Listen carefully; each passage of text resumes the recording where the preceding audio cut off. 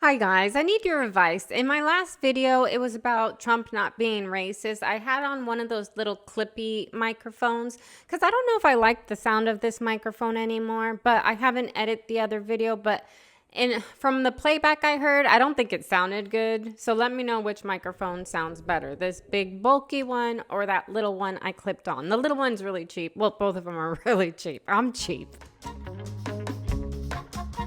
I guess we're all a little cheap today with Bidenomics. Today I want to talk about how America isn't a democracy, how we live in a constitutional republic.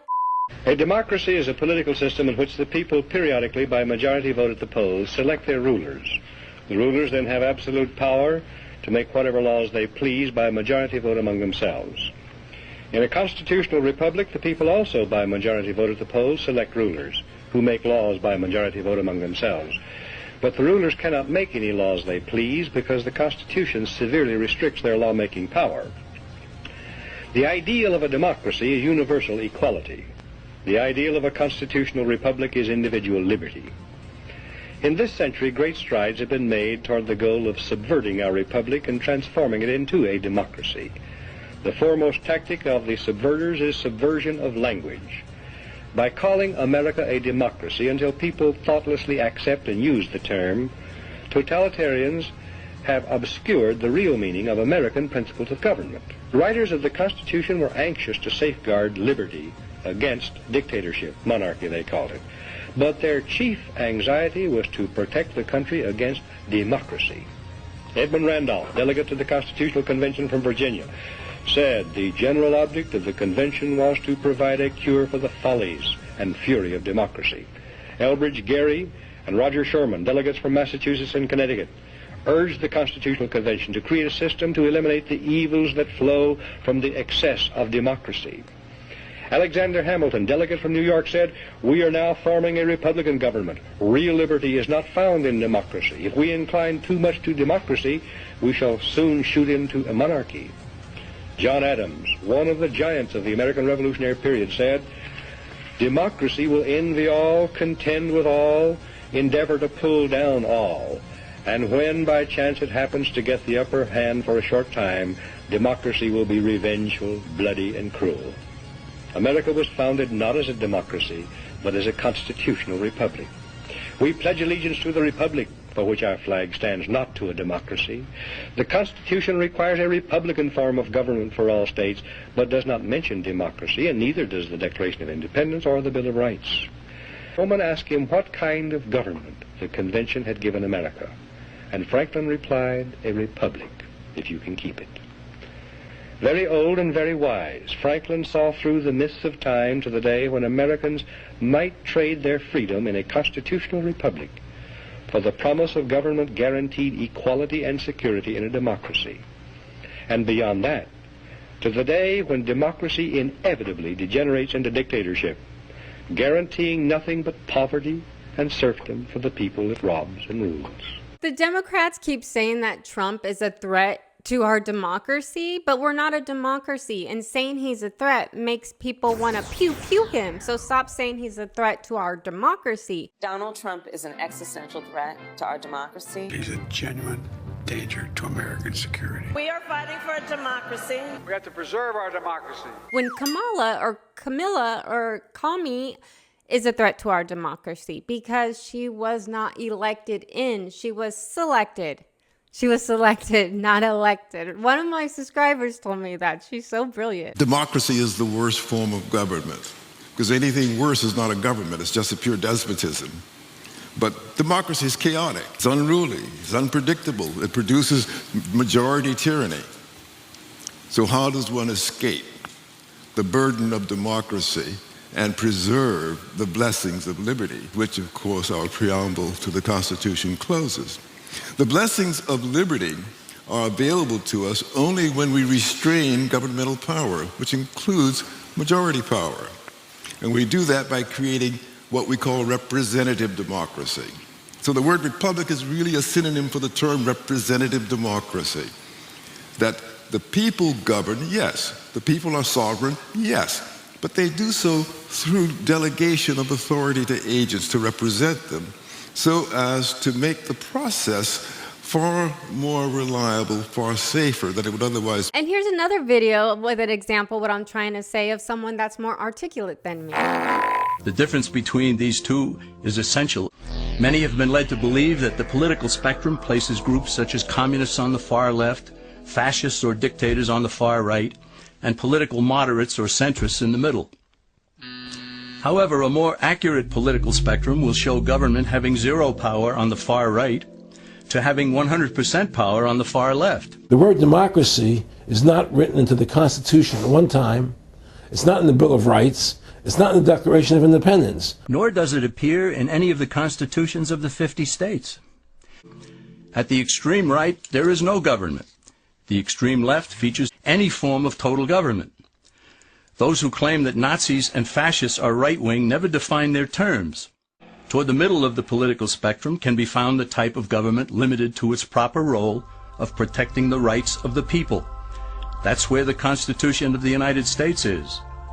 Those who advocate such a form of government are really constitutional moderates. Founding fathers hated the idea of a democracy. In a democracy, 51% of the people control 49% of the people. America was founded as a constitutional republic. 99% of the people can't take away the rights of 1%. You have your rights because you were born with them. You have God-given human rights. No matter who they are, I can't take away your rights. So let's analyze the basic forms of government. They are monarchy or dictatorship ruled by one, oligarchy ruled by a few, democracy ruled by a majority, republic ruled by law, and anarchy, which is ruled by no one. Looking first at monarchy or dictatorship, this form of government doesn't really exist in the practical sense. It's always a group that puts one of its members up front. A king has his council of nobles or earls, and every dictator has his bureaucrats or the men behind the scenes. Oligarchy, which is ruled by a group, is the most common form of government today. Most of the nations of the world are ruled by a powerful few. At the other end, we find anarchy, which means without government. Some people have looked over history and found that many of its worst crimes were committed by governments. In a state of anarchy, everyone must be armed, and movement is severely restricted because one's property has to be protected at all times. There are some who advocate anarchy, however, not because they want no government. It's a quick transition from something that exists to something desired by the power-hungry. These calculating anarchists work to break down the existing government, rioting, killing, looting, and terrorism. Tragically, the people living in such chaos often go to those best able to put an end to it and beg them to take over and restore order. And who is best able to put an end to the chaos? The very people who started it. The anarchists who created the problem then create a government run by them, an oligarchy, where they have total power. Civilized people have always hired someone to do the guarding, a sheriff, a police force, or some branch of government. Once law enforcement was in place, the people were freer. They could leave their property, work in the fields, and so on. In short, the proper amount of government makes everyone freer. The word democracy comes from two Greek words, demos, meaning people, and kratein, meaning to rule. They make us believe that we're a democracy and that majority rules. This, of course, sounds good, but suppose the majority decides to take away one's home, or business, or children. The flaw in democracy is that the majority isn't restrained. Hitler was elected. Hitler did everything legally. If more than half the people can be persuaded to want something in a democracy, they rule. What about republic? Res meaning thing, and publica meaning public. It means the public thing, the law. Wasn't it Benjamin Franklin, to paraphrase, that said, democracy is two wolves and a sheep voting on what's for dinner? Exactly.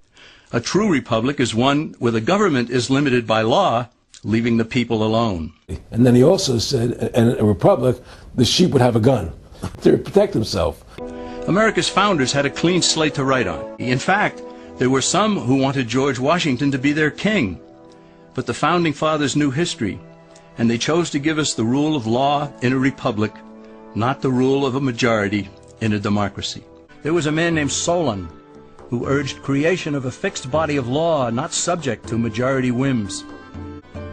Based on what they knew of Solon's laws, they created the 12 tables of the Roman law and in effect built a republic that limited government power and left the people alone. Since government was limited, the people were free to produce, with the understanding that they could keep the fruits of their labor. In time, Rome became wealthy and the envy of the world. In the midst of plenty, however, the Roman people forgot what freedom entailed, the proper limitation of government. Once the Romans dropped their guard, power-seeking politicians began to exceed the powers granted them in the Roman constitution. Some learned that they could elect politicians who would use government power to take property from some and give it to others. Agriculture subsidies were introduced, followed by housing and welfare programs. Inevitably, taxes rose and controls over the private sector were imposed. Soon, a number of Rome's producers could no longer make ends meet. Productivity declined, shortages developed, and mobs began roaming the streets, demanding bread and circuses from the government. Many were induced to trade freedom for security. Eventually, the whole system came crashing down. They went from a republic to a democracy and ended up with an oligarchy under a progression of the Caesars. Knowing this, we as Americans are ultimately left with only two choices.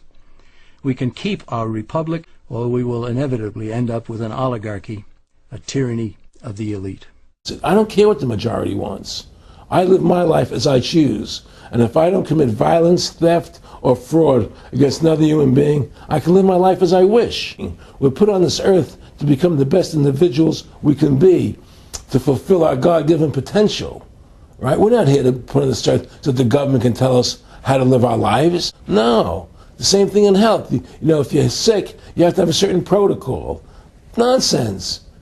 You know, be individuals. Think for yourself. It's never too late to learn something new and to learn politics. But if you like this one, please give it a big thumbs up. Not a little one, a big one. And if you want to join the crew, come on, subscribe. What are you waiting for? And I'll see you in the next one. Boy, boy, boy, boy, boy, boy, boy, boy, boy.